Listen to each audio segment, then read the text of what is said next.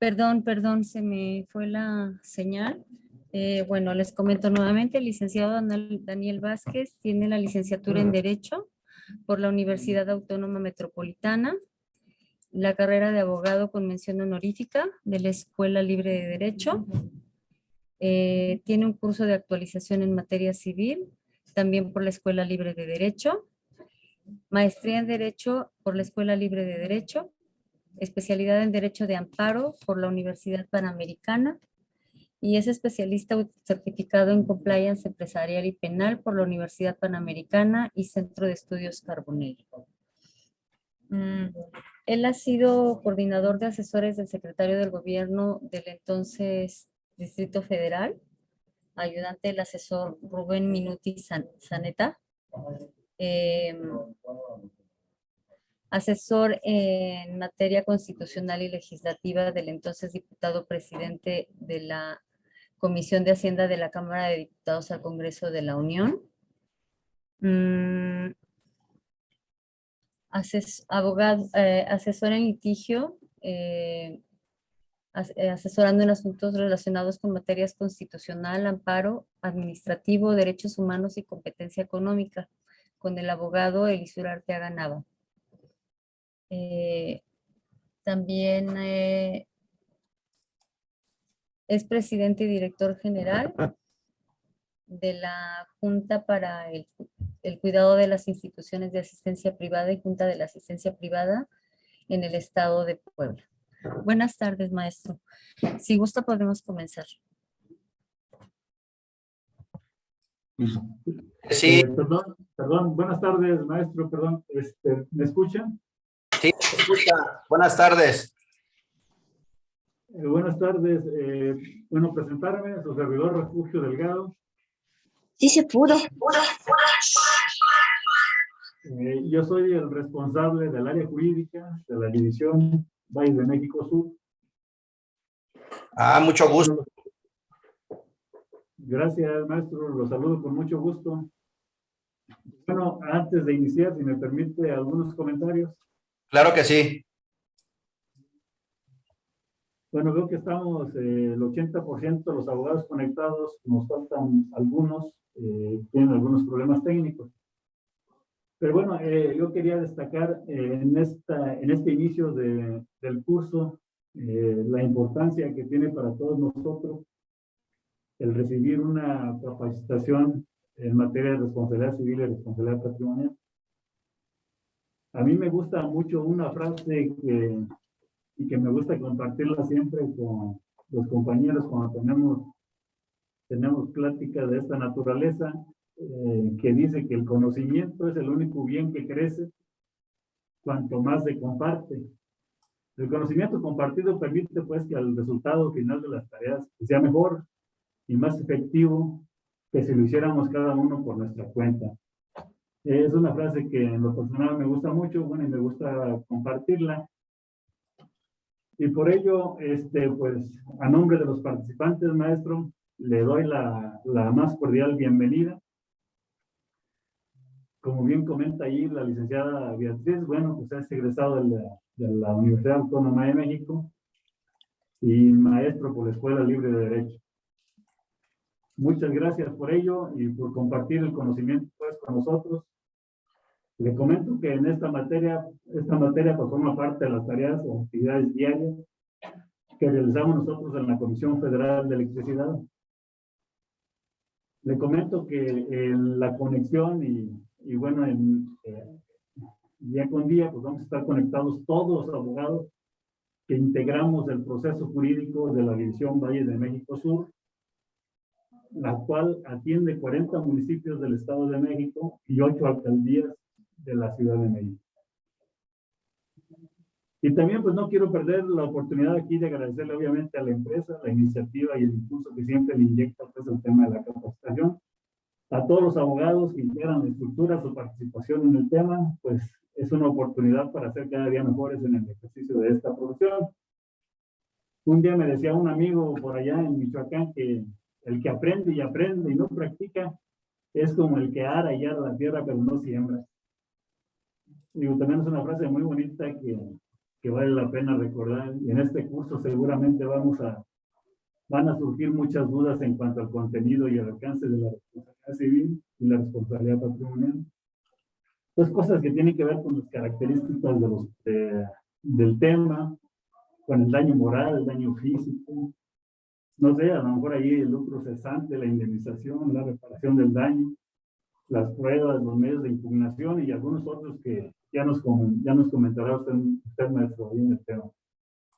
Yo les pido nada más allá a los abogados, para no extenderme en este asunto, que aprovechemos al máximo la capacitación, la plática que vamos a tener con ustedes en estas próximas semanas y dejemos por un momento todos los asuntos que traemos ahí en la cartera y sobre todo los viernes y los sábados, ¿no? Que luego nos invaden los malos pensamientos.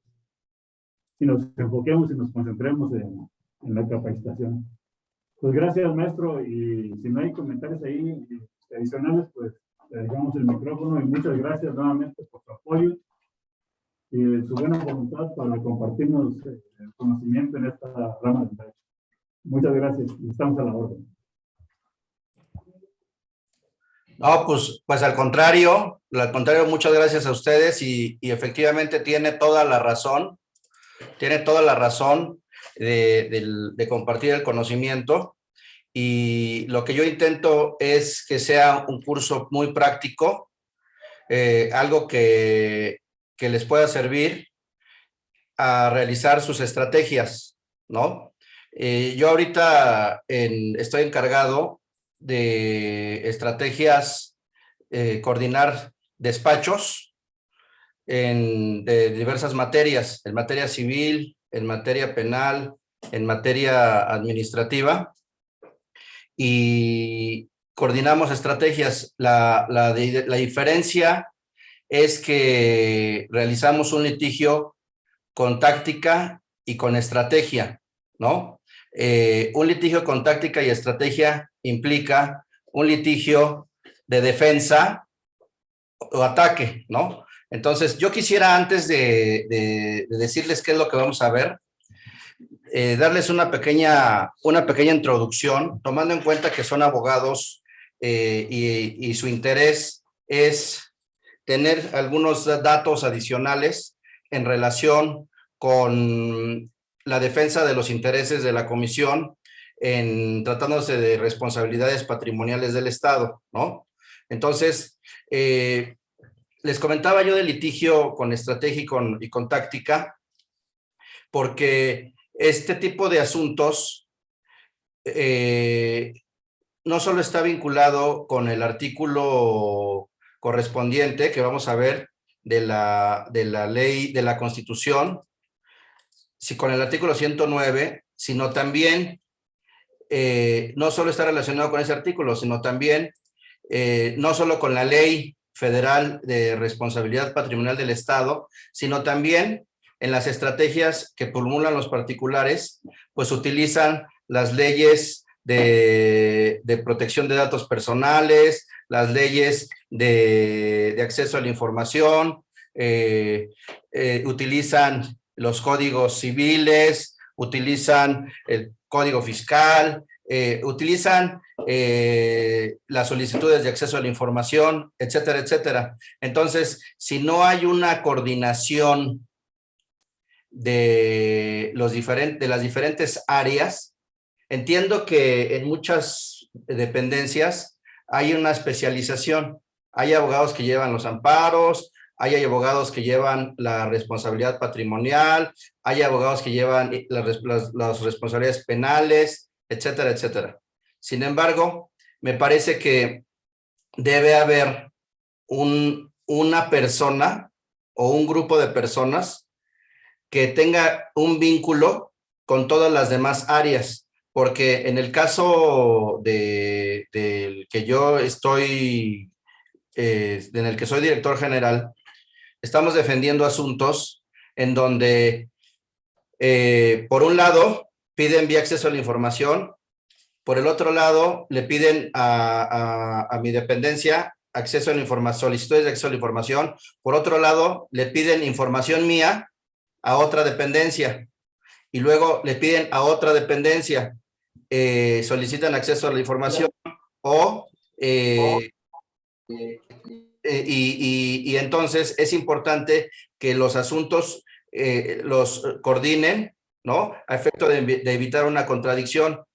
Entonces, por un lado, a veces en la parte penal dicen una cosa, en la parte civil dicen una cosa, en la parte administrativa dicen otra cosa, en la parte laboral dicen otra cosa. Entonces, ustedes recuerdan que hay una jurisprudencia que se llama la teoría de los actos propios. ¿Ustedes conocen la teoría de los actos propios?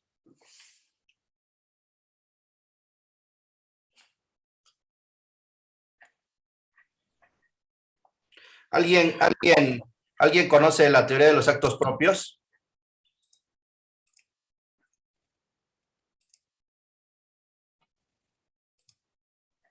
No, licenciado, no la conocemos. Ok, bueno, se las voy a poner porque esta es importantísima para el litigio. Miren, actos propios. Y eso pasa mucho.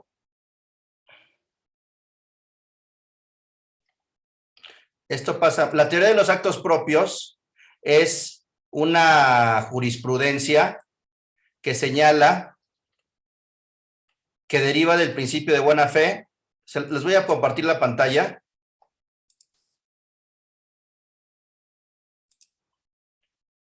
Doctrina de los actos propios, su derivación inmediata y directa del principio general de buena fe. Dice aquí, a partir de este principio, la doctrina y la jurisprudencia han derivado diversas instituciones, es decir, de la buena fe, entre las cuales se destaca la llamada doctrina o teoría de los actos propios, que deriva de la regla consignada en el vocablo tal, la cual se basa en la inadmisibilidad de que un litigante fundamente su postura al invocar hechos que contraríen sus propias afirmaciones o asuma una actitud que lo coloquen en oposición con su conducta anterior y encuentra su fundamento en la confianza despertada en el otro sujeto de buena fe en razón de una primera conducta realizada, la cual quedaría vulnerada si se estima admisible aceptar y dar curso a una pretensión posterior y contradictoria. Esto es importante porque hay ocasiones en que los usuarios, los gobernados, en la parte penal dicen una cosa, en la parte civil dicen otra cosa, en la parte laboral dicen otra cosa y en la parte administrativa dicen otra cosa. Entonces, ustedes, por eso les comento estos tips iniciales, porque si ustedes empiezan a juntar todos los procedimientos, los empiezan a relacionar y encuentran esas contradicciones entre lo que dice en lo civil, en lo penal, en lo administrativo, en lo laboral, en la responsabilidad, en la responsabilidad patrimonial, en las solicitudes de acceso a la información, pueden aplicar esta teoría de los actos propios, que es como la chemoltrufia, ¿no? Así como digo una cosa, digo otra, ¿no? Entonces, aquí es inadmisible. Entonces, si ustedes demuestran y encuentran que en la denuncia penal dijo una cosa y en la reclamación de la responsabilidad patrimonial dijo otra, pues entonces aquí se van lo pueden hacer valer a efecto de demostrar esa contradicción y que por lo tanto, al ser una conducta contradictoria, es inadmisible la procedencia, ya sea del tema penal, del tema civil, del tema administrativo o del tema laboral, ¿no? Esta doctrina de los actos propios puede crear y puede generar una excepción, ¿no? Una excepción de defensa, ¿no? Poco a poco en el camino les voy a ir enseñando y les voy a ir mostrando las excepciones y los diferentes tipos de defensa. Entonces, la primera, ya para no extenderme más en este punto, la primera recomendación es que coordinen sus defensas y vean lo que dicen en las diferentes áreas, ¿no? La segunda recomendación que yo les podría hacer previa a ya empezar a ver el temario y a ver los temas, es que el departamento jurídico puede adoptar dos tipos de defensas, la defensa activa y la defensa pasiva. ¿Ustedes saben cuáles son esos tipos de defensas?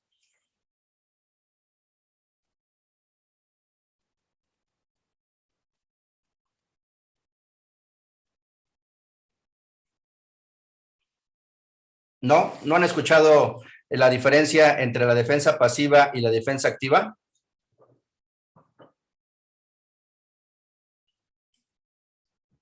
No, licenciado, no hemos escuchado de ello. Bueno, entonces, en la estrategia que ustedes deben de tomar en cuenta, pueden formular dos tipos de defensas, la defensa pasiva y la defensa activa. La defensa pasiva simplemente es oponer excepciones y defensas a las reclamaciones que realicen los particulares, solo excepciones y defensas, es decir, hechos impeditivos, hechos modificativos o hechos extintivos. Esto apúntenlo bien porque va a ser la base de los escritos que en su momento vamos a hacer de manera práctica para demostrarles y ayudarles y mostrarles la metodología que yo utilizo de defensa, ¿no? Las excepciones y las defensas en su defensa pasiva se basan básicamente en hechos impeditivos, es decir, que ahorita no es posible, que hay un impedimento para analizar la reclamación. En hechos modificativos, es decir, lo que dice el particular fue modificado, o hechos extintivos, lo que dice el particular ya no existe. Estos tres hechos les van a servir para formular su defensa pasiva. Y su defensa activa es cuando ya atacan. Por ejemplo, pueden contrademandar, ya sea vía civil, vía contradenunciar, vía penal, vía laboral o vía administrativa. Incluso hay un artículo en la Ley Federal de Responsabilidad Patrimonial, es el artículo 10, lo voy a poner, que establece lo siguiente. Dice, los entes públicos tendrán la obligación de denunciar ante el Ministerio Público a toda persona que directa o indirectamente participe, coadyuve, asista o simule la producción de daños con el propósito de acreditar indebidamente la responsabilidad patrimonial del Estado o de obtener alguna de las indemnizaciones a que se refiere esta ley.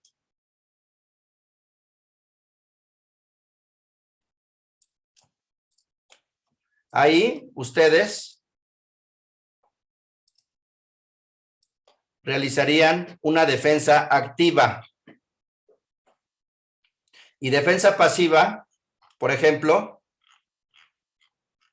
es cuando, por ejemplo, el artículo 3, se exceptúan de la obligación de indemnizar, de acuerdo con la ley, la excepción de caso fortuito, la excepción de fuerza mayor, la excepción de que los daños y los perjuicios no sean consecuencia de la actividad administrativa irregular, la excepción de que los hechos que deriven de las circunstancias no se hubieran podido prever o evitar, según el estado de los conocimientos o de la técnica,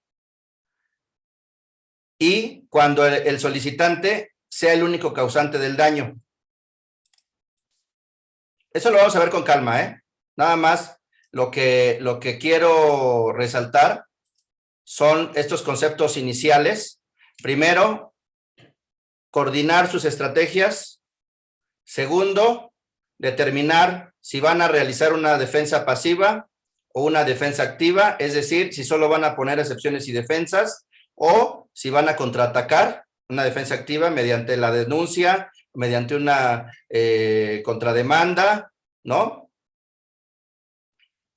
El tercer elemento que es importante que conozcan es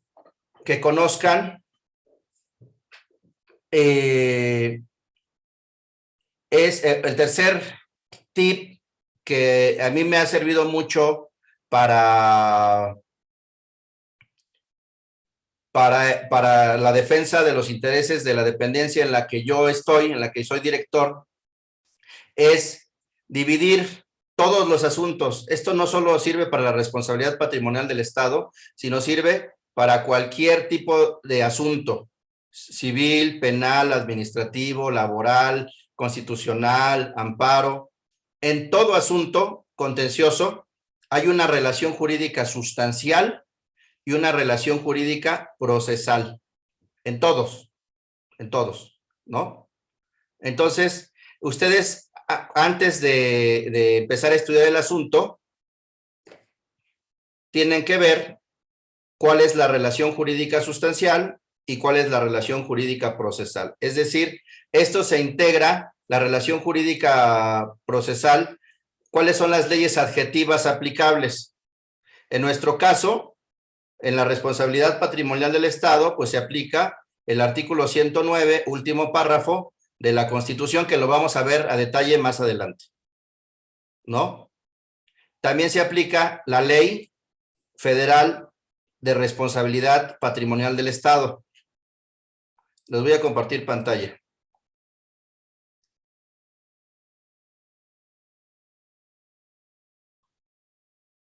En el caso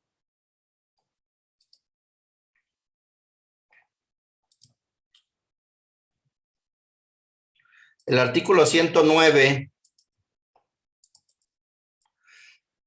de la Constitución establece en su último párrafo: los servidores públicos y particulares que incurran en responsabilidad frente al Estado serán sancionados conforme a lo siguiente. Y dice: la responsabilidad del Estado por daños que con motivo de su actividad administrativa irregular cause en los bienes o derechos de los particulares será objetiva y directa. Los particulares tendrán derecho a una indemnización conforme a las bases, a los límites y a los procedimientos que establezcan las leyes. Ese es nuestro primer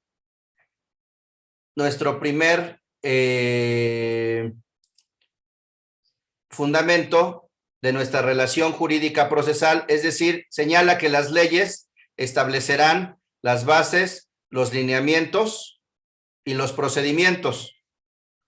De ahí deriva la Ley Federal de Responsabilidad Patrimonial del Estado. Esta ley fue publicada el 31 de diciembre de 2014 y tiene diversas reformas. Es la Ley Federal de Responsabilidad Patrimonial del Estado. Ahorita solo son algunas cosas. Estoy hablando de dividir la relación jurídica procesal y la relación jurídica sustancial. Aquí, y entonces lo primero que tenemos que hacer es identificar cuáles son las normas procesales que nos aplican. Entonces, nos aplica esta ley y nos aplica, en términos del artículo 9, supletoriamente, la Ley Federal de Procedimiento Administrativo, el Código Fiscal de la Federación, el Código Civil Federal y los principios generales del derecho.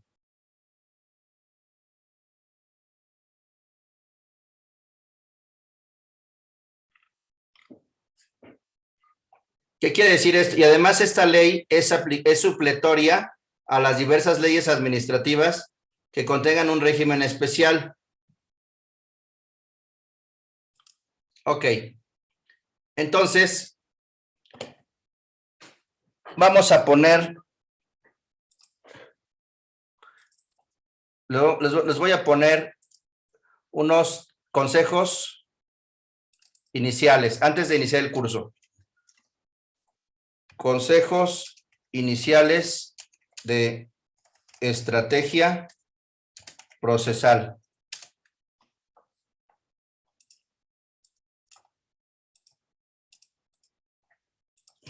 Uno.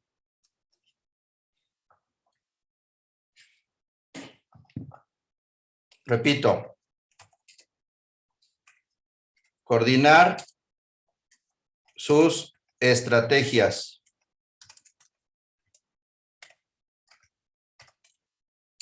Civiles, penales, administrativas y laborales.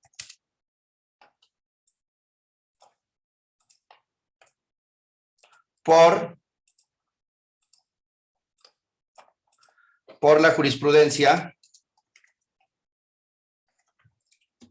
de la doctrina de los actos propios. ¿Sí? La que ya vimos.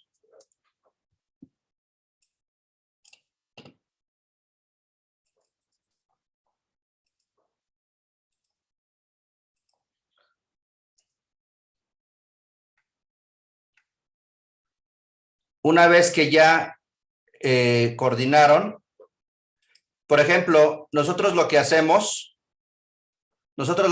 en la coordinación, hacemos una lista general de asuntos y en esa lista general de asuntos hacemos una lista.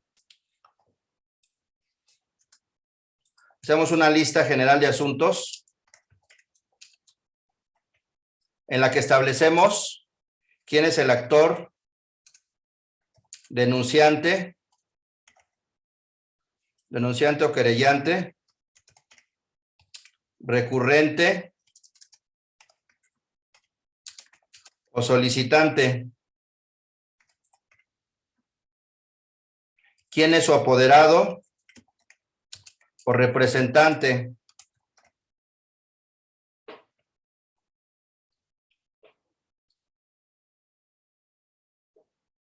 qué autoridad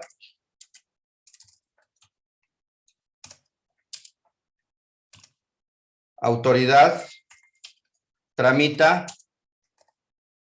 el procedimiento, investigación o juicio. Estatus y asuntos relacionados. ¿Esto para qué le sirve estratégicamente? Les voy a poner un ejemplo. Les voy a poner como ejemplo el que en uno de los casos que nosotros tenemos,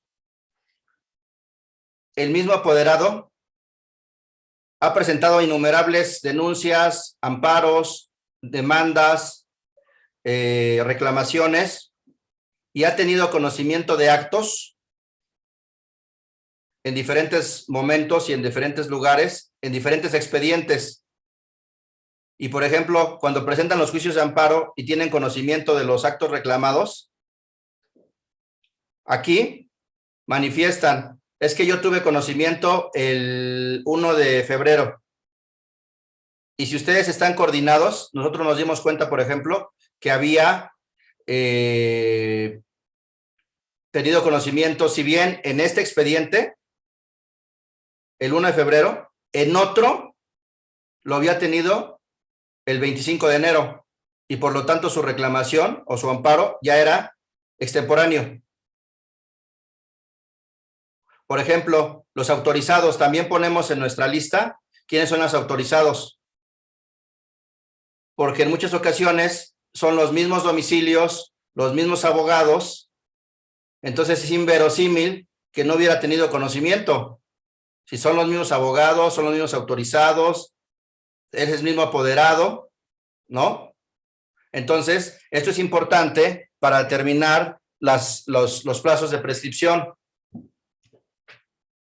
¿Sí queda claro?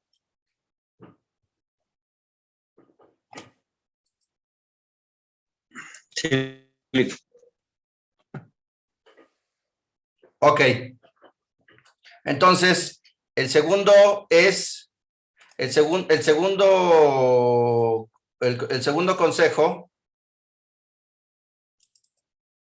es determinar que hay una relación jurídica procesal y una sustancial.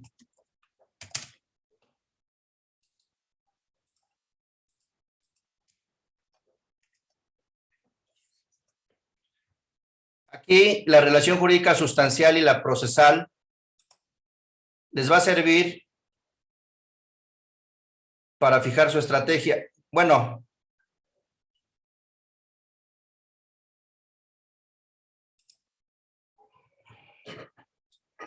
relación jurídica procesal y sustancial. La procesal, artículo 109 de la Constitución Política de los Estados Unidos Mexicanos, la Ley Federal de Responsabilidad Patrimonial del Estado,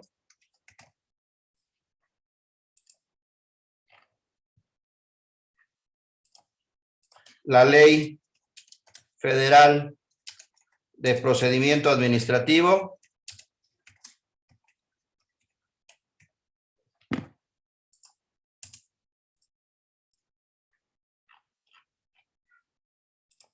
el Código Fiscal,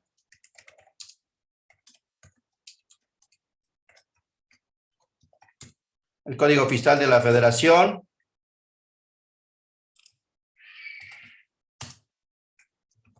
el Código Civil Federal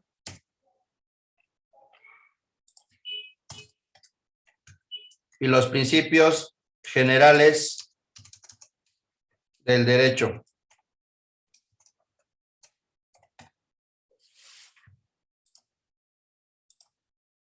Oigan, ¿para qué como qué principio federal del derecho ustedes consideran que pudiera ser aplicable en la defensa de una responsabilidad patrimonial del Estado? ¿Cómo qué principio general se les ocurre que pudiera ser aplicable?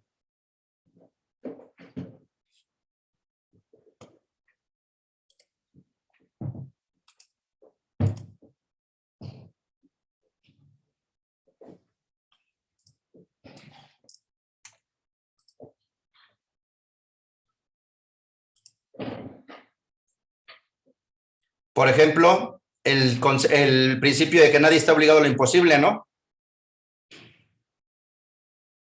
El servidor público no está obligado a lo imposible. Les pongo un ejemplo. Hace algún tiempo defendí a una persona de una dependencia. Era un jefe de grupo de seguridad.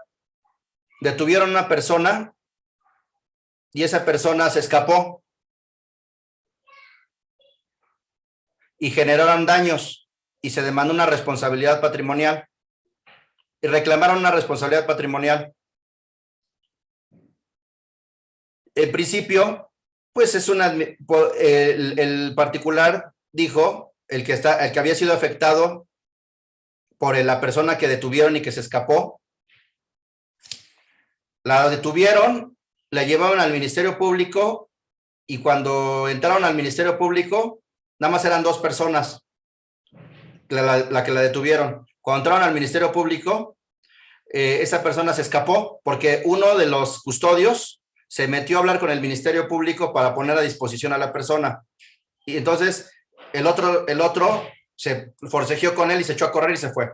Entonces la persona afectada por este detenido reclamó una responsabilidad patrimonial por la actividad administrativa omisiva irregular por no haber tenido la cautela de haber detenido a la persona. Bueno, Y lo que alegamos fue que nadie está obligado a lo imposible.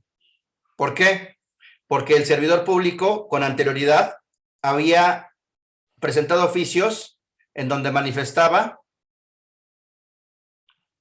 que necesitaba más personal para realizar su actividad. Y no se lo dieron.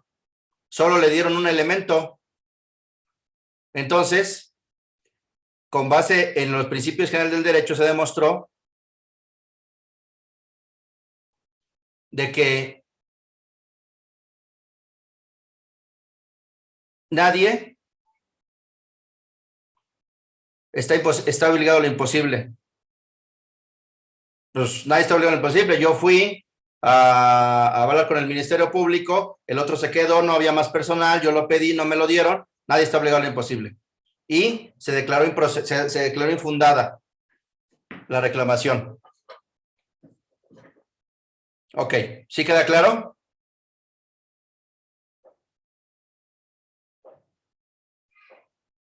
Ahora, la relación jurídica sustancial igual está en el artículo 109, en la Ley Federal de Responsabilidad Patrimonial del Estado, en el Código Civil Federal, en la Ley de Procedimiento viene una parte, pero en el Código Civil Federal, los principios generales del derecho, pero aquí hay otra cosa que ustedes deben de tomar en cuenta.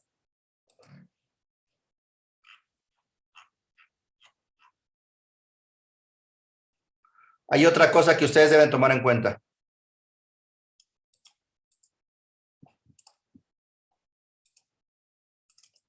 El artículo 3 de la Ley Federal de Responsabilidad del Estado señala que no hay obligación de indemnizar cuando no se pudo evitar, prever o evitar,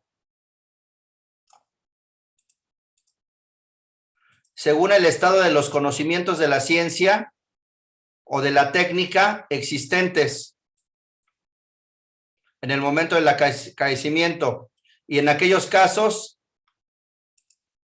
no hubiera sido podido evitar según el estado de conocimientos de la ciencia o de la técnica existentes. Entonces, su premisa, su relación jurídica sustancial,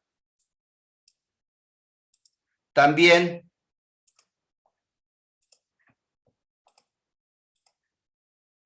tiene que estar los principios de la ciencia.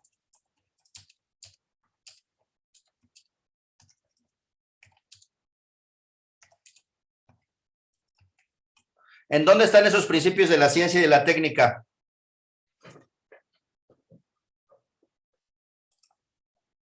¿En dónde están?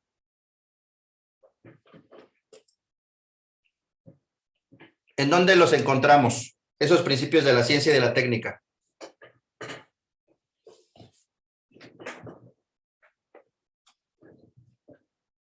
¿En dónde estarán?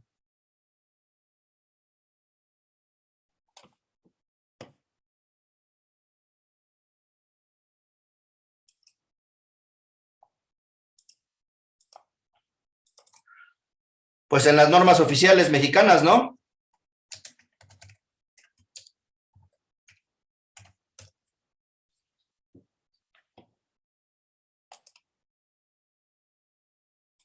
Entonces ustedes, al armar su caso, tienen que determinar y tienen que conocer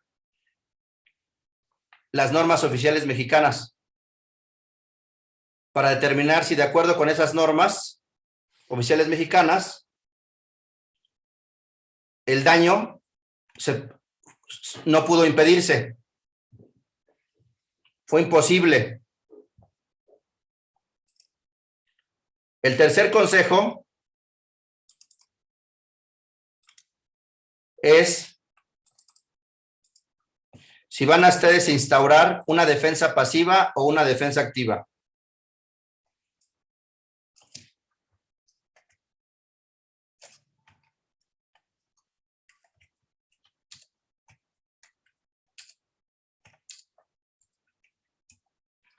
Si van a realizar una defensa pasiva o una activa.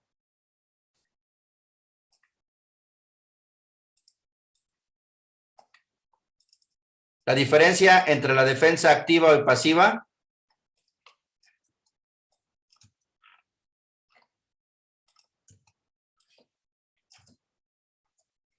Activa. Pasiva. Es que aquí van a buscar hechos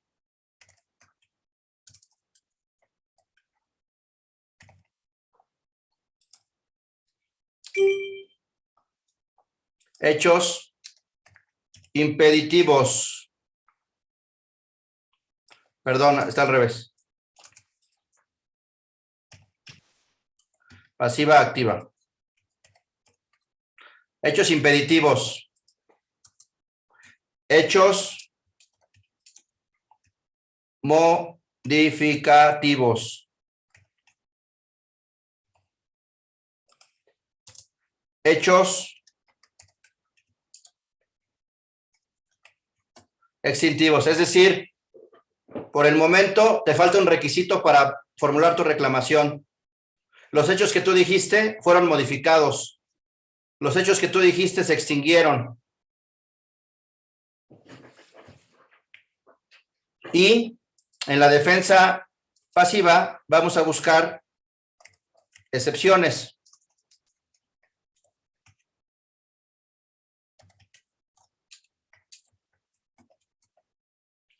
Excepciones y defensas. ¿Cuáles son esas excepciones y defensas que vamos a encontrar?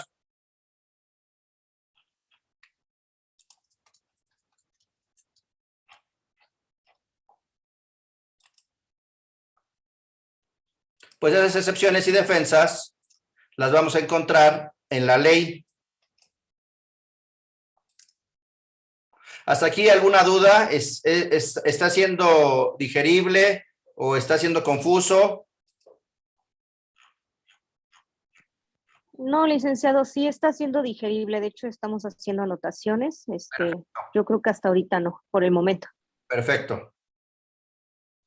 Sí, adelante, no tenemos, bueno, tenemos muchas dudas al respecto, pero muy clara la exposición. En este momento vamos, sí, ahorita nada más es la introducción y después ya nos vamos a ir al temario. Ahorita nada más es una introducción porque entiendo que es un jurídico y que la intención es aprender y tener mayores conocimientos en estrategias de defensa, ¿no?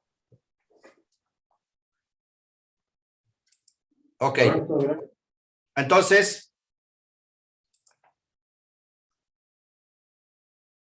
en la defensa pasiva vamos a encontrar las excepciones y defensas en el artículo primero, segundo párrafo de la Ley Federal de Responsabilidad Patrimonial del Estado, que señala, para los efectos de esta ley, se entenderá por actividad administrativa irregular aquella que cause daño a los bienes y derechos de los particulares que no tengan la obligación jurídica de soportar, en virtud de no existir fundamento legal o causa jurídica de justificación para legitimar el daño de que se trate. Este es el párrafo, primer párrafo, en donde vamos a encontrar excepciones en su defensa pasiva.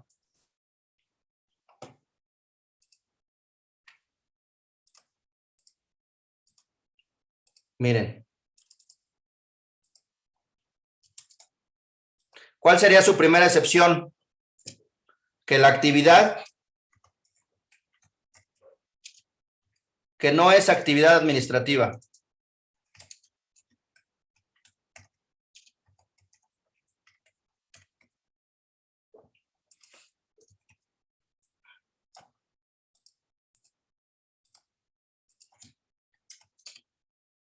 No es actividad administrativa, es la primera excepción.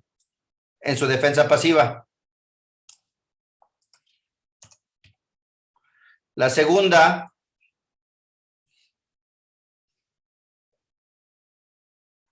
la actividad no causó un daño.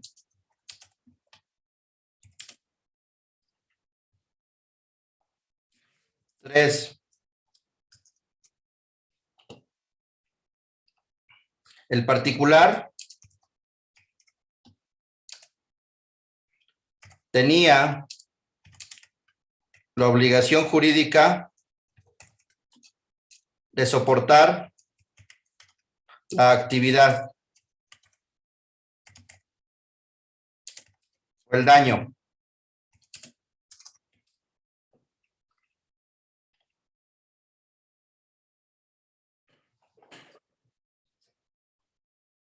Que existe fundamento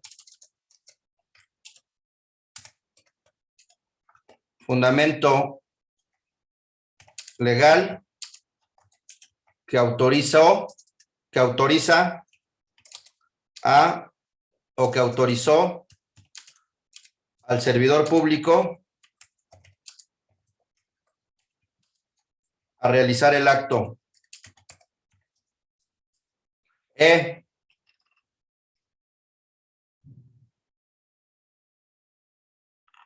hay una causa jurídica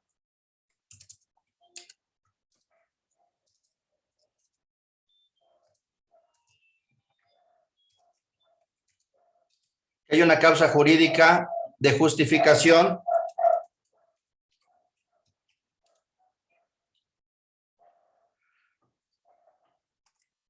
que legitima o que legitimó el daño. Esto después les voy a mostrar la metodología que yo utilizo.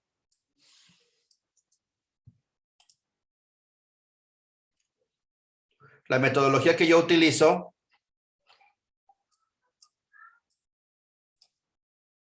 para hacer los escritos.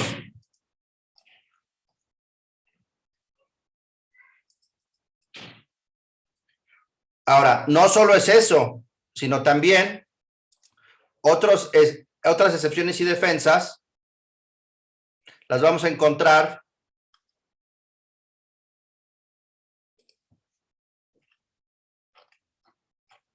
en el artículo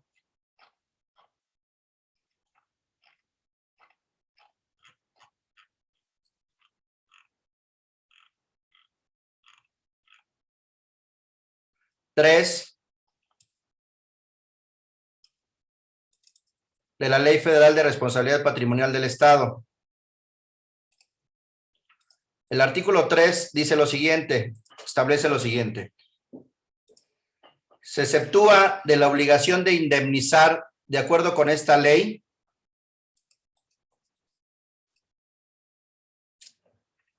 casos fortuitos,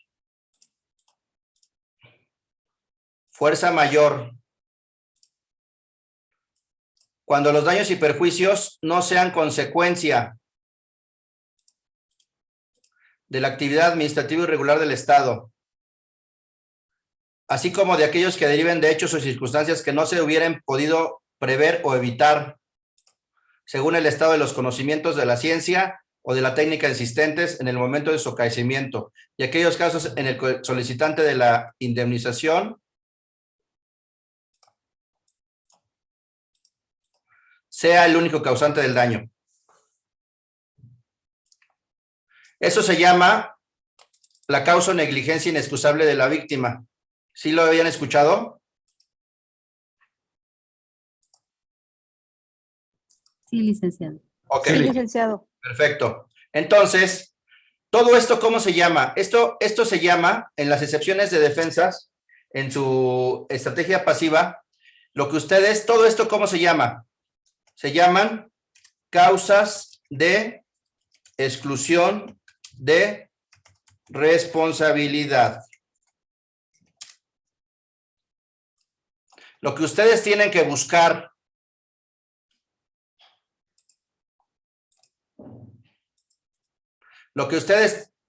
tienen que buscar en su defensa, en su estrategia de defensa, son las causas de exclusión de responsabilidad.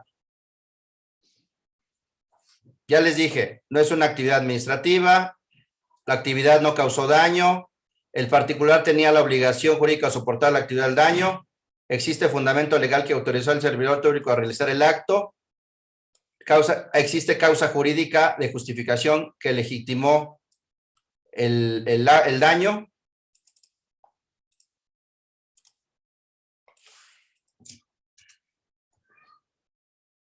Ahora, las del 3 también. Existió un caso fortuito.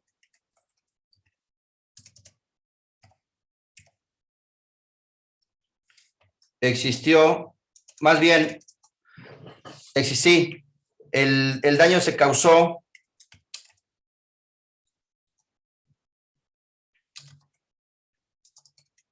el daño fue consecuencia de un caso fortuito. Más adelante veremos específicamente cada uno de estos con la aplicación supletoria del Código Civil Federal. Ahorita nada más lo estoy enunciando. El daño fue consecuencia de un caso de fuerza mayor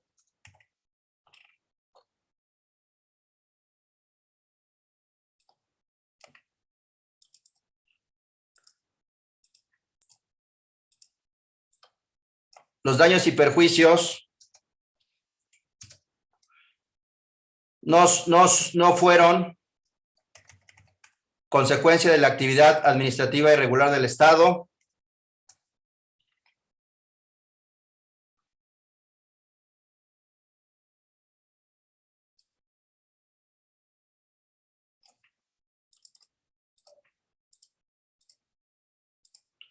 La conducta o el daño no se pudo prever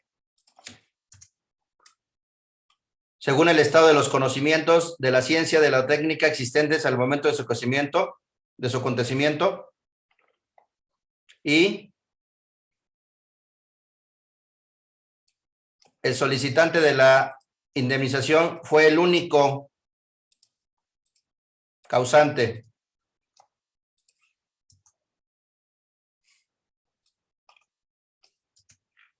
¿Ya vieron? Esto les va a servir para su defensa pasiva. Todas estas excepciones son excepciones. Ahora, todavía hay más.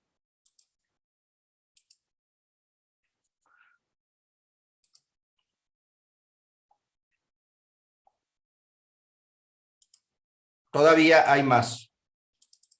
En el artículo 4 de la Ley Federal de Responsabilidad Patrimonial del Estado establece que los daños y perjuicios materiales que constituyan la lesión patrimonial reclamada, incluidos los personales y los morales, habrán de ser reales, evaluables en dinero, directamente relacionadas con una o varias personas y desiguales a los que pudieran afectar al común de la población. Entonces, aquí también encontramos más excepciones y defensas.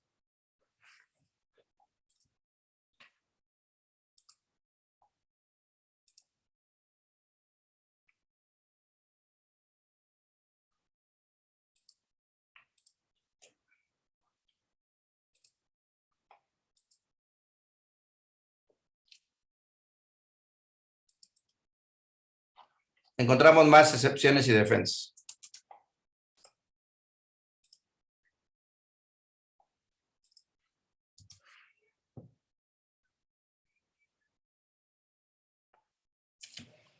Los daños y perjuicios.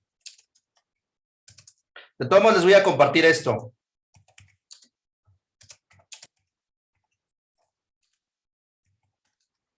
Son reales, no son reales.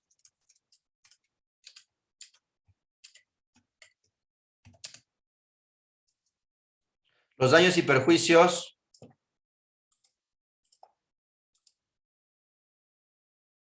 no son evaluables en dinero.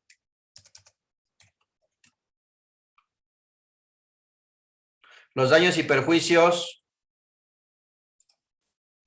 no están relacionados con una o varias personas.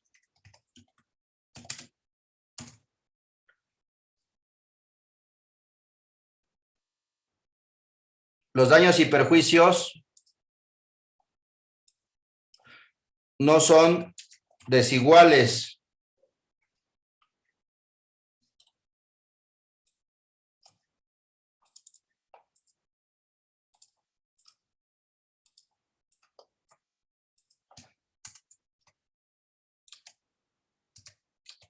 ¿Ya vieron cuántas,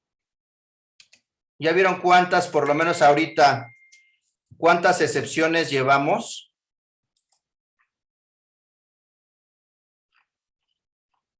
Llevamos, miren.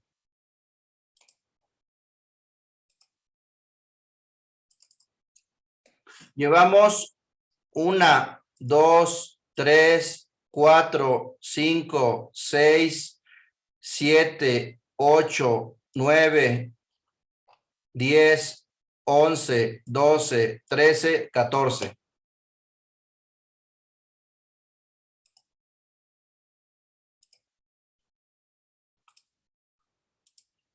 Ya vieron que por lo menos ahorita ya llevamos 14 excepciones para que la reclamación sea infundada.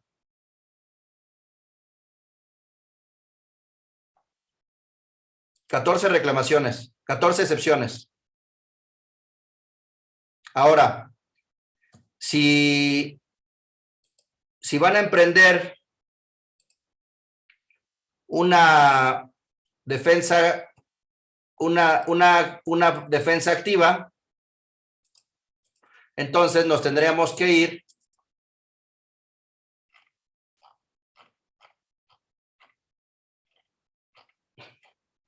al artículo 10 de la Ley Federal de Responsabilidad Patrimonial del Estado. Los entes públicos tendrán la obligación de denunciar ante el Ministerio Público a toda persona que directa o indirectamente participe, coadyuve, asista o simule la producción de daños con el propósito de acreditar indebidamente la responsabilidad patrimonial del Estado o de obtener alguna de las indemnizaciones a que se refiere esta ley.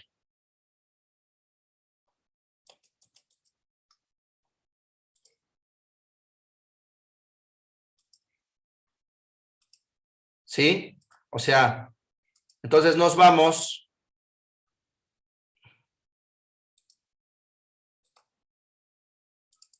si es una activa, artículo 10.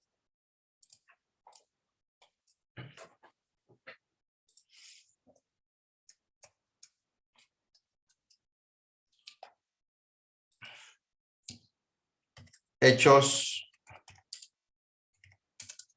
delictivos.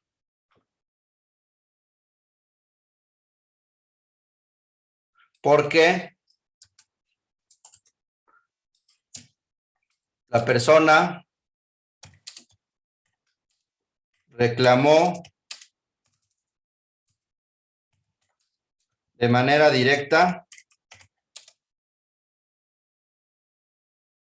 la persona simuló, perdón, de manera directa la producción de daños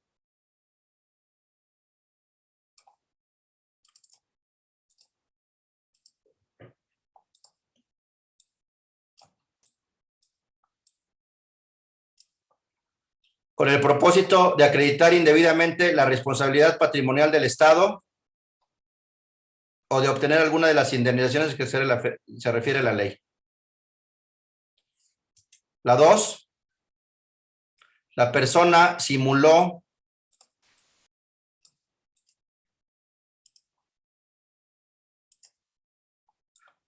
de manera indirecta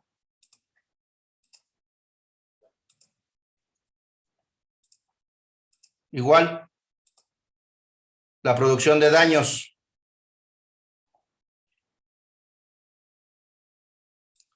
La persona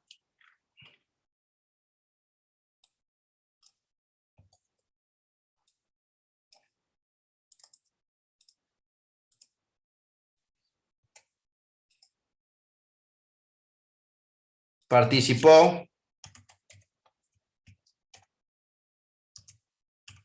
en la producción de daños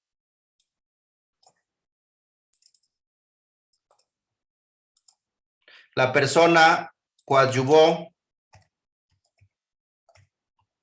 en la producción de daños.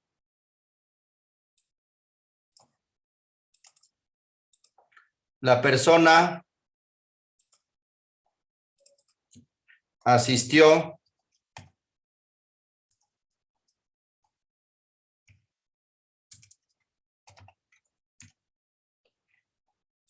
y la persona simuló los daños.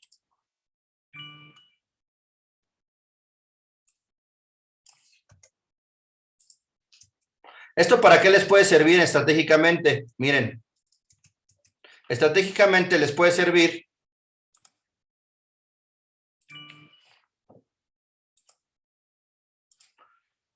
¿esto cómo les podría servir? ¿Cómo les podría servir para generar una excepción? ¿Cómo les podría servir para generar una excepción? ¿Cómo se les ocurre que esto, a ver, lo vuelvo a poner, que esto les puede servir para generar una excepción? Es decir, para complementar su estrategia pasiva, su defensa pasiva, esto.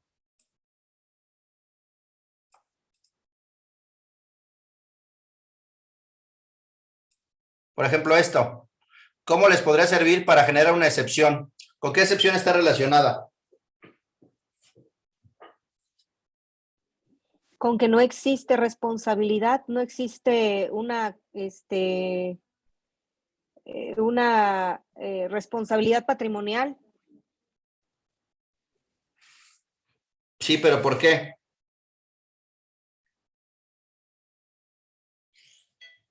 ¿Con qué causa? ¿Con qué excepción está relacionada? ¿Con qué causa de exclusión de responsabilidad está relacionada? La persona simuló participó en o simuló o participó en la simulación. Hola, buenas tardes. Su servidora Mariela Cruz. Yo considero que esa la podríamos relacionar con los daños y perjuicios. Ahí no le muevo porque no alcanzo a ver, perdón, en la H. Ahí. Dice, los daños y perjuicios que no fueron consecuencia de la actividad administrativa irregular. Así Yo lo relacionaría con esa, toda vez que pues la persona está simulando un acto para en la producción de daños, y eso es una acción propia, no es una acción derivada de una actividad irregular del Estado. efectivamente. Y también en esta, ¿no? En la J. El solicitante pues sí, también sería esas dos. El solicitante de la indemnización sea el único causante del daño. Así es. También con esta, ¿no? Los daños y perjuicios no son reales. ¿No? Ajá. O sea, ¿qué les quiero decir con esto? Lo que les quiero decir que si ustedes presentan la denuncia y hacen valer esas hipótesis que señala el artículo 10 de la Ley Federal de Responsabilidad Patrimonial del Estado, y dependiendo de lo que conteste de la entrevista que realice el imputado, podrían ustedes allegarse de información para actualizar alguna de las causas de exclusión de responsabilidad en su procedimiento de responsabilidad patrimonial del Estado, de manera superveniente. Porque a lo mejor al principio no lo dicen, pero en la denuncia aparecen esos datos, esa información en la entrevista, y lo utilizan como una causa superveniente de causa de exclusión de responsabilidad, de la responsabilidad patrimonial del Estado. ¿Sí les hace sentido?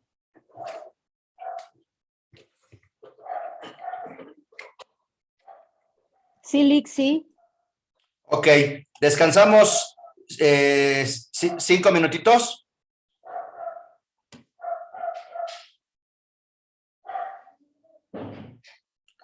Si quieren, descansamos 5 minutitos y regresamos para que tomen agua y vayan al baño. Sí, con todo gusto, gracias. Vale.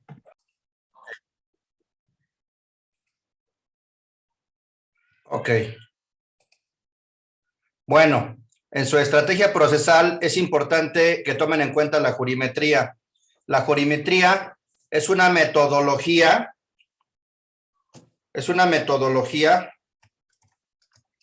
para predecir el resultado de los juicios.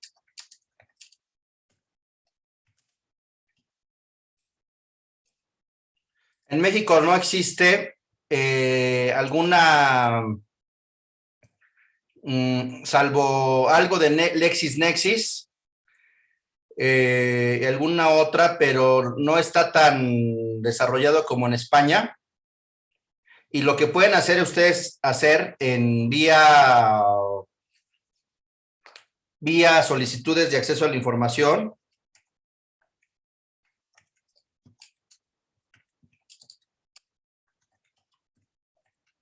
al Poder Judicial de la Federación,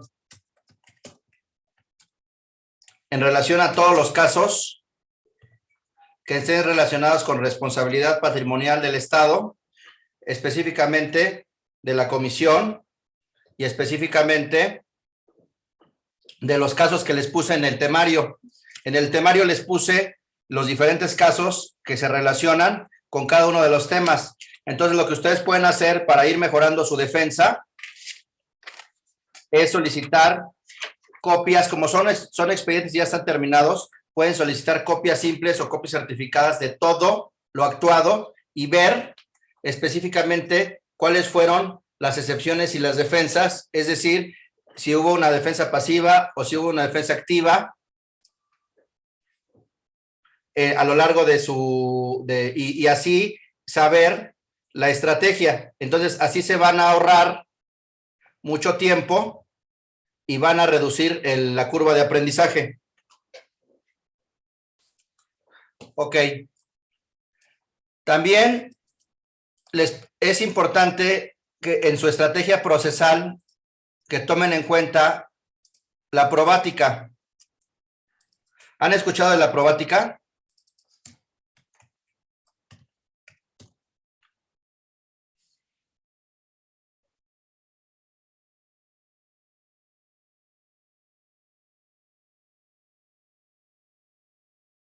¿Alguien ha escuchado de la probática?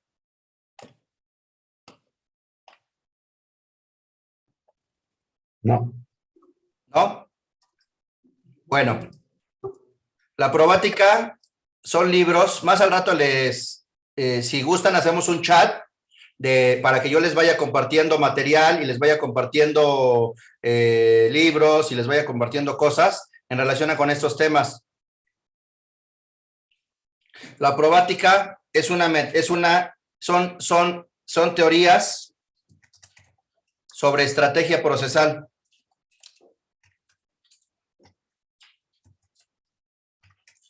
Procesal en materia de prueba.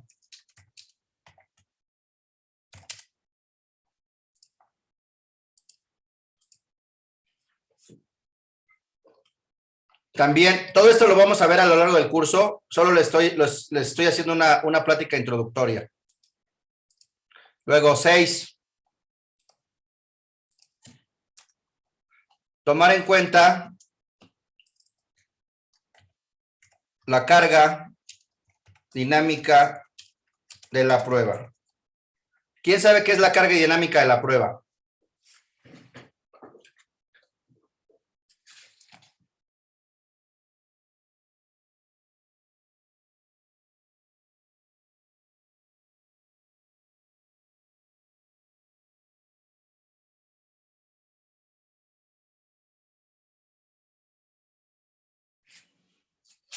¿Quién sabe qué es la carga dinámica?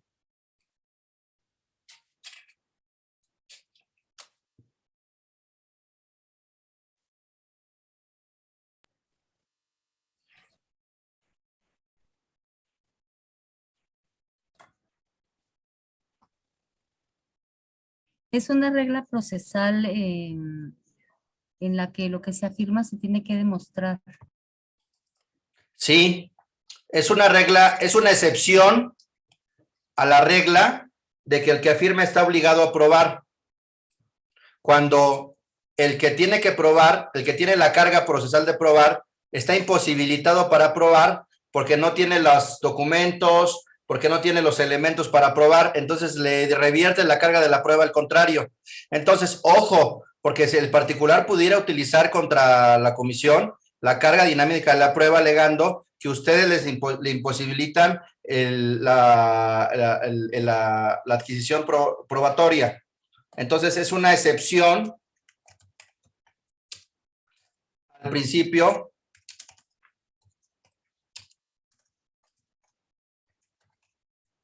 de que el que afirma debe de probar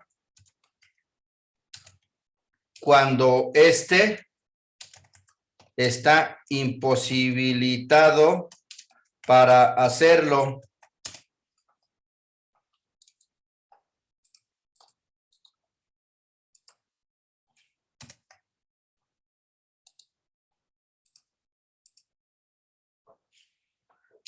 Y le revierte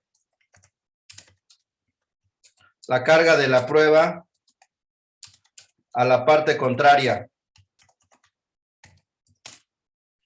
Esto es gravísimo, porque si ustedes únicamente sus excepciones van en el sentido de que la parte contraria no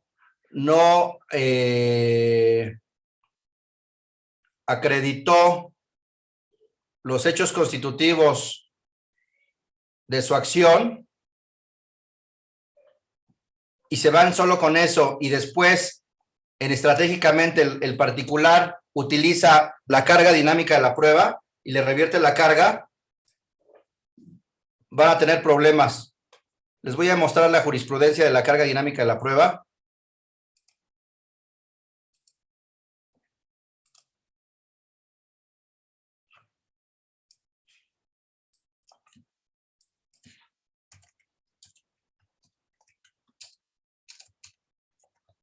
De la prueba. A ver, permítanme un segundo.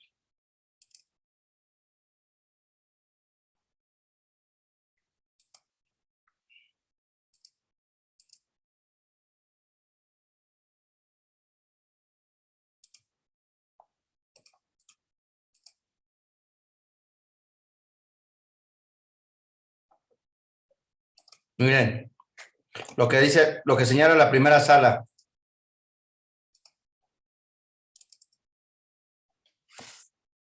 Carga dinámica de la prueba.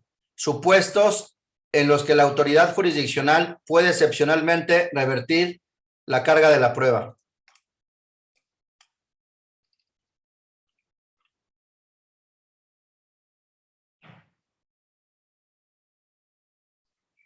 La primera sala sostuvo que excepcionalmente procede a invertir esa obligación adjetiva para que sea la parte demandada quien justifique alguno de estos hechos cuando entre las partes existe una relación asimétrica en torno a la proximidad probatoria del hecho.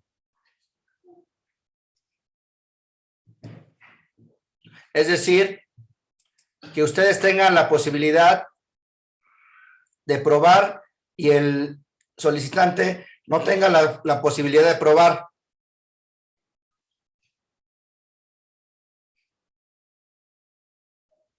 Ahora, ya por último, de los antecedentes, bueno, de los comentarios iniciales, tienen que saber, y en su momento vamos a platicar sobre las premisas. Todo el juego se basa en 3 premisas, y ustedes se las saben más que yo.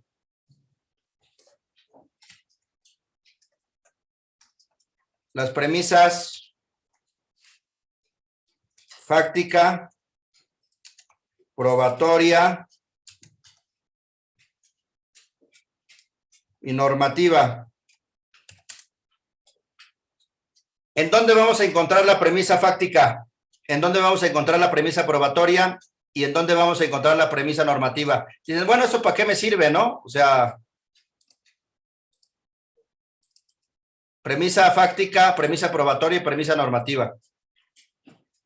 Ustedes pueden decir, ¿esto para qué me sirve, no? Le sirve mucho en su estrategia procesal,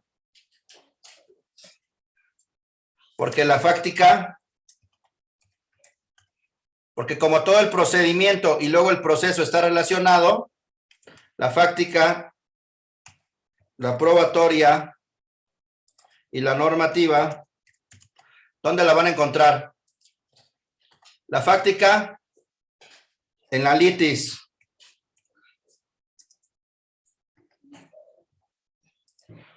En los hechos de la litis. La probatoria en la fase probatoria. La normativa en la fase de alegatos.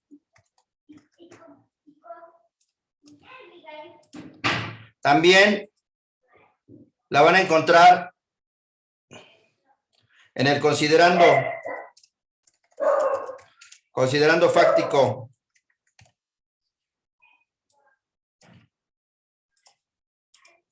En el considerando de la resolución probatorio.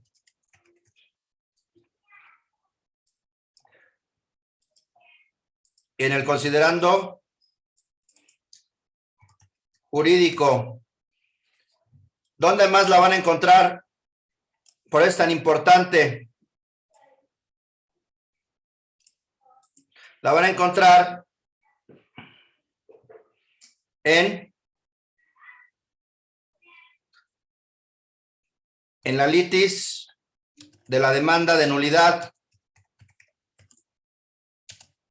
Los hechos.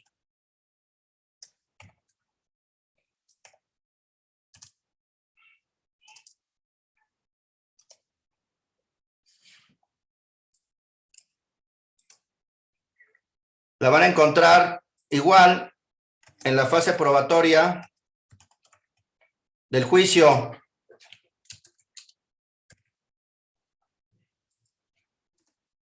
La van a encontrar en los alegatos del juicio. ¿Dónde más la van a encontrar?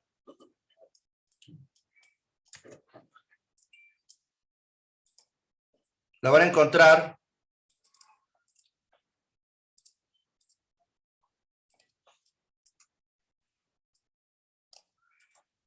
en los antecedentes de la demanda de amparo.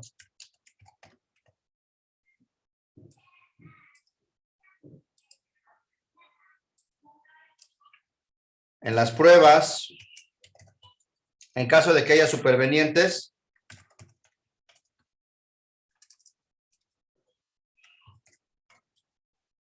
o las ya aportadas por ser amparo directo. Y en la normativa, en los conceptos de violación.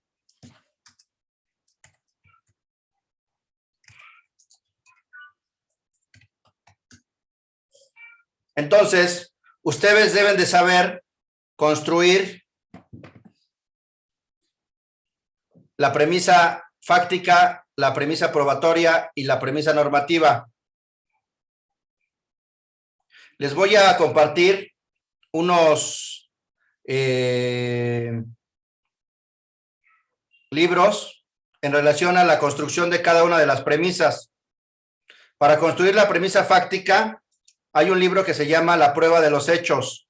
Para construir la premisa probatoria, hay un libro de probática. Y para construir la premisa normativa, hay un libro sobre técnicas de argumentación del abogado, pero no cualquier técnica.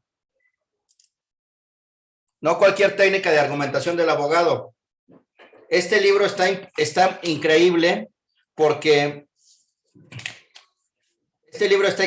porque les habla acerca de las técnicas de argumentación de acuerdo a los griegos y romanos.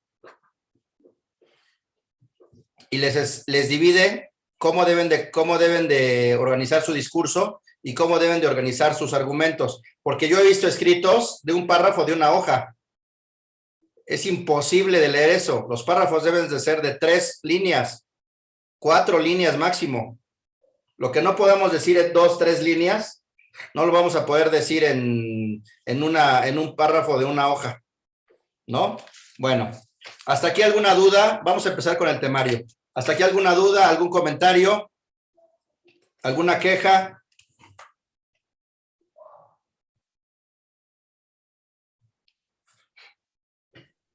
Todo bien, adelante. ¿Todo bien? Bueno, me falta un tema, un último tema de la introducción.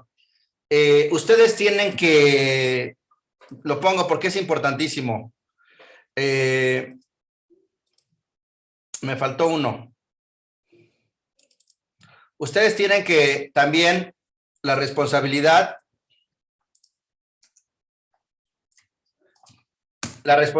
patrimonial del Estado, si bien ya es objetiva y ya es directa, eso no excluye de la responsabilidad del servidor público.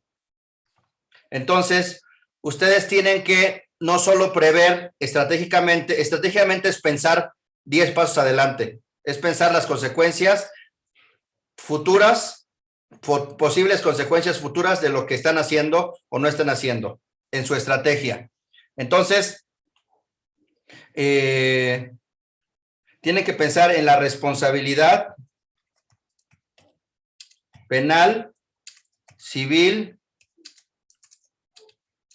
y laboral y del servidor público.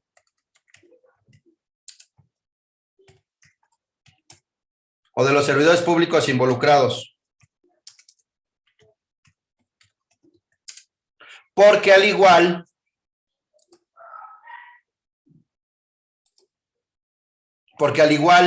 que las causas de improcedencia hay para la responsabilidad patrimonial del Estado, también hay causas de improcedencia, causales de exclusión de responsabilidad para los servidores de la responsabilidad administrativa de los servidores públicos, también hay causas de exclusión de responsabilidad penal y también hay causas de exclusión de responsabilidad civil.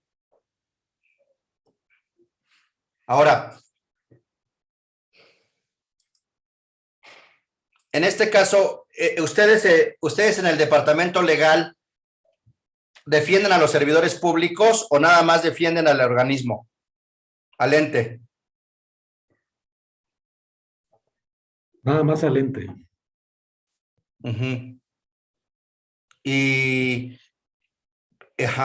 nada más al ente. Entonces, y no hay una coordinación entre la defensa del servidor público con la defensa del ente.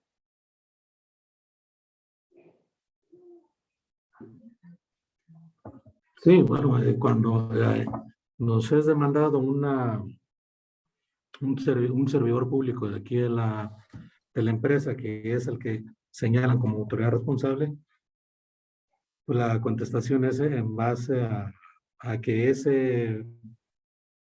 persona no realizó el acto. Bueno, si lo realizó, no lo hizo con el hecho de causar un problema o que lo emitió de manera fundada y motivada, ¿sí? Pero va en conjunto, bueno, coordinado con la defensa así en general del ente, ¿no?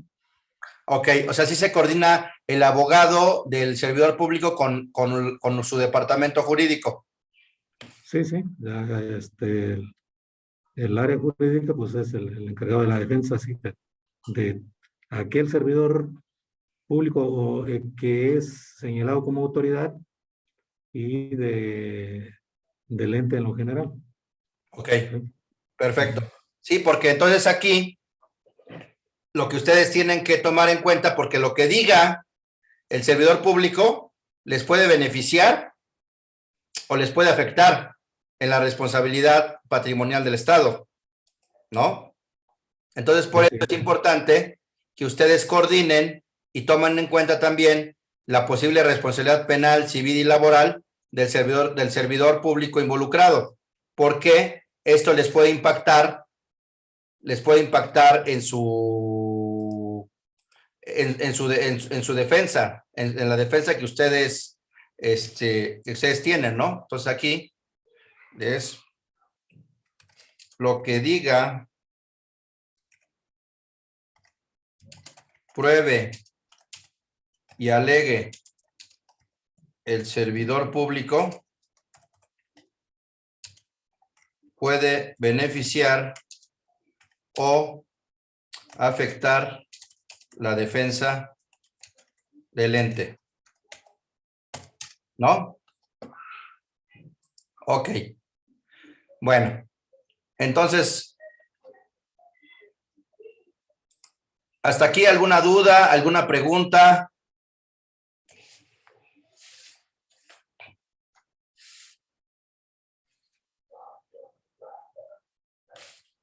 ¿No? ¿Nada? No, licenciado, gracias. Por el momento no. Ok, bueno, sigamos. Entonces, habíamos dicho que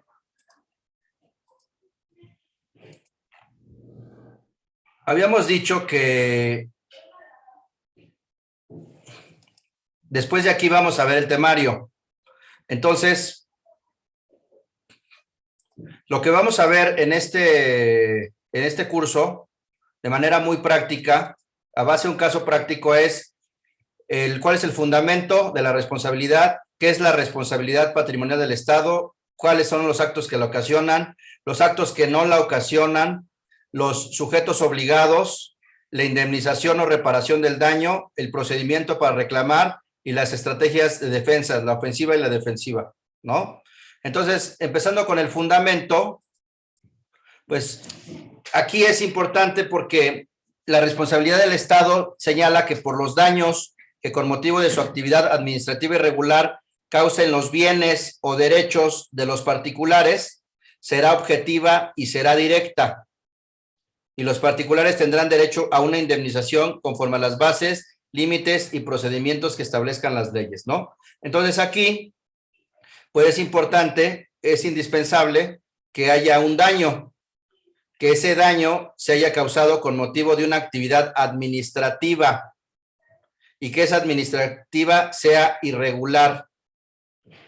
Y, bueno, que se cause en los bienes y en los derechos de un particular, en los bienes o derechos, porque puede ser que el bien no sea o el derecho no sea del particular que está reclamando y eso nos pueda generar una falta de legitimación activa en la causa, ¿no? Porque ahí también me pasó en un asunto en donde efectivamente había un daño, efectivamente había una actividad administrativa irregular, pero el bien no era del particular. Había un contrato privado de compraventa, pero no tenía fecha cierta. Entonces, al no tener fecha cierta, pues no es oponible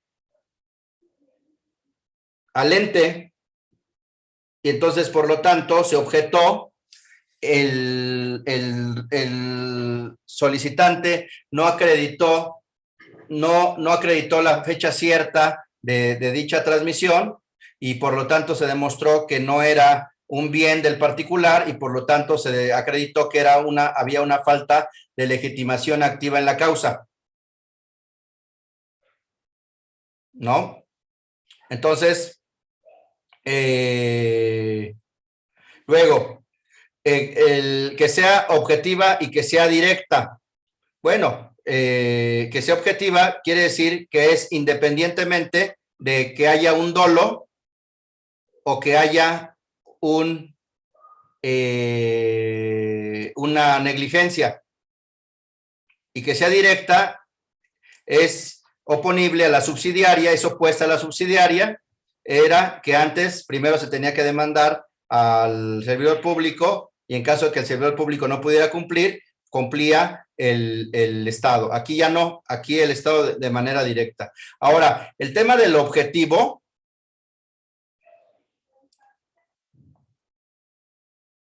es importante que en los litigios ustedes vayanle dando contenido al objetivo, porque acuérdense que hay actos administrativos que son discrecionales y en los actos administrativos discrecionales, ¿qué es lo que sucede? ¿Qué es lo que sucede en los actos administrativos discrecionales?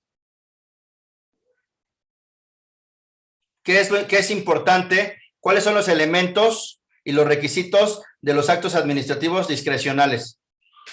De acuerdo con la Ley Federal de Procedimiento Administrativo.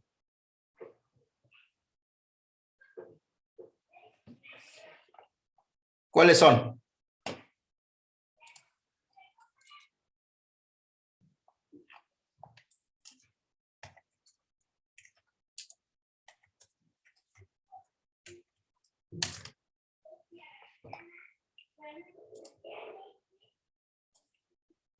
¿Cuáles son?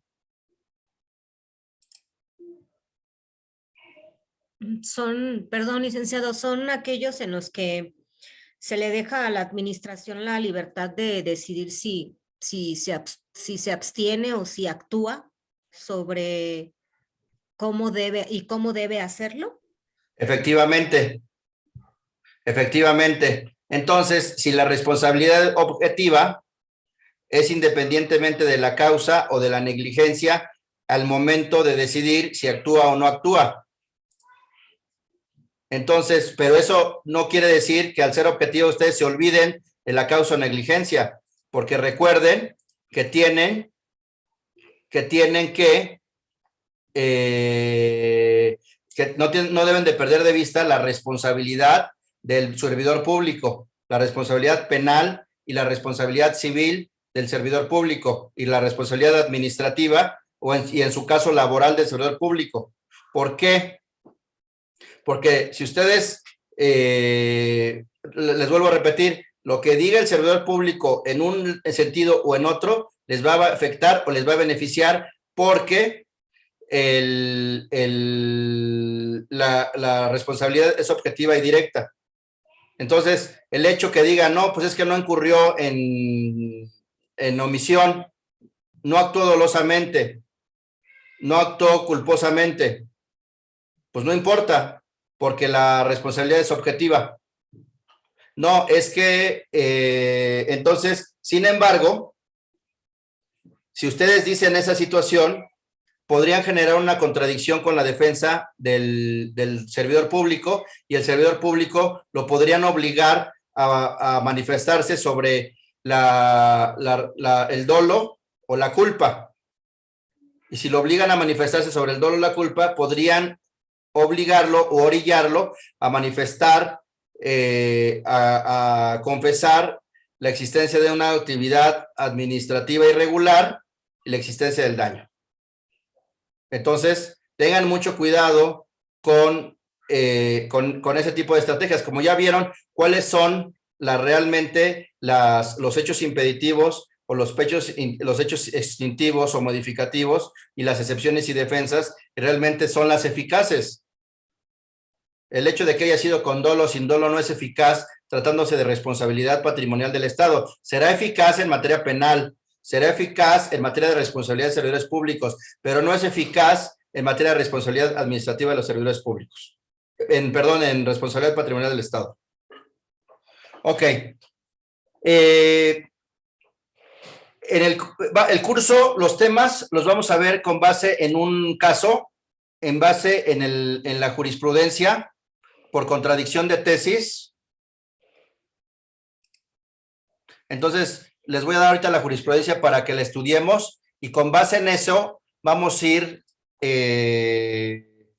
estudiando los temas y haciendo los escritos. Desde el principio yo les voy a poner el escrito, la queja, yo les voy a promover la queja y ustedes, de acuerdo a los temas, vamos a ir desarrollando el procedimiento y les voy a ir armando, les voy a ir enseñando, a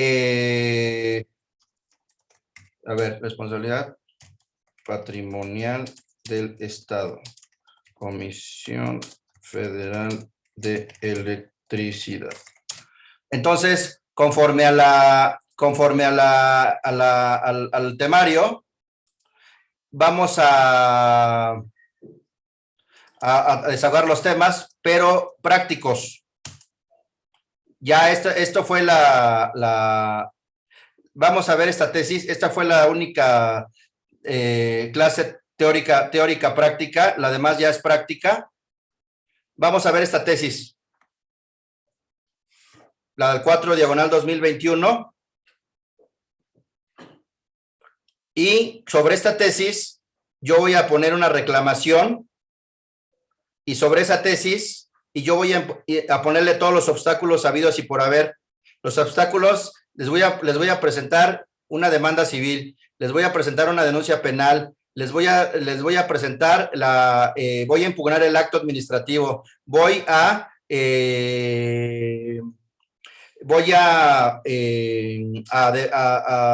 presentar otro tipo de solicitudes de acceso a la información y ustedes me van a tener que contestar y entonces ustedes me van a tener que determinar la coordinación, van a tener que utilizar los consejos que les dije, van a coordinar los asuntos, hacer su lista de asuntos, van a determinar su estrategia pasiva o activa, van a determinar su premisa, su relación jurídica sustancial, su procesal, van a determinar las excepciones y las defensas, y les voy a enseñar a hacer la premisa normativa, la fáctica y la probatoria de acuerdo a la estrategia, a una metodología que yo he utilizado y me ha servido para realizar los escritos. ¿Hay alguna duda, algún comentario, alguna queja?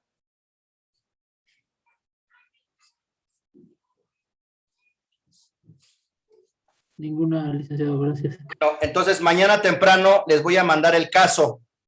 Les voy a mandar mañana mi reclamación para que en la clase de mañana empecemos los temas con base en mi reclamación y empecemos a armar y yo les voy a empezar a enseñar la estrategia que yo he seguido. Porque todo lo demás, si yo se los vengo a contar, o lo pueden leer en la ley o lo pueden encontrar en los libros. Pero más bien lo que yo quiero es, con base en ese caso práctico, enseñarles cómo armar la estrategia de defensa. Mañana temprano se las mando. ¿Alguna duda? ¿Comentario? Ninguna. ¿Estuvo claro todo? Sí, gracias.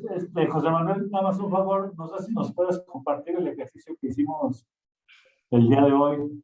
Sí, les voy a compartir la grabación y les voy a compartir el ejercicio que hicimos. Oigan, les doy mi teléfono para que me manden un WhatsApp y podamos hacer el grupo de chat. A ver, va para allá mi teléfono. Es 55 43 22 90 77. A ver, se los voy a escribir. 55 43 22 90 77. Mándenme un WhatsApp para que hagamos el grupo de chat y les comparta información, les comparta. Ahora también estoy dando clases de amparo. Los que quieran inscribirse, tengo un grupo de chat de casi ya somos 200 de puro amparo, Entonces, si también quieren que los agregue a ese grupo de chat, se comparte puro amparo, se comparten. Con mucho gusto, pónganme en el WhatsApp quiénes son y que quieren inscribirse en el curso de amparo y en este de responsabilidad patrimonial del Estado. Si no hay otra cosa, pues nos vemos mañana. Me dio mucho gusto estar con ustedes y ya mañana empezamos de manera práctica. Nos vemos.